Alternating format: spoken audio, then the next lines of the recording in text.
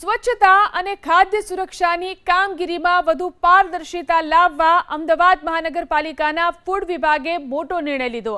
11,123 restaurant અને food business ઓપરેટર્સને કિચનમાં CCTV લગાવી તેનું લાઈવ પ્રસારણ, રિસેપ્શન અને ગ્રાહકોની બેઠક વ્યવસ્થા પાસે રાખવા ઈમેલથી આદેશ કરવામાં આવ્યો છે।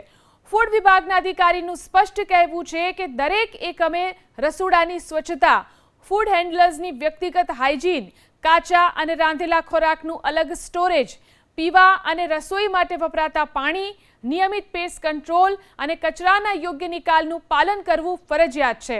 ગ્રાહકો પોતાની નજરે રસોડાની કામગીરી જોઈ શકે તે માટે સીસીટીવીની લાઈવ ફીડ દર્શાવવાની રહેશે અને બેદરકારી તેમજ નિયમોનું ઉલ્લંઘન કરનારા વિરુદ્ધ કાયદેસરની કાર્યવાહી કરાશે। ગંભીર અથવા વારંવારના ઉલ્લંઘનના કિસ્સામાં લાયસન્સ રદ કરી એકમને સીલ પણ કરવામાં આવી શકે છે।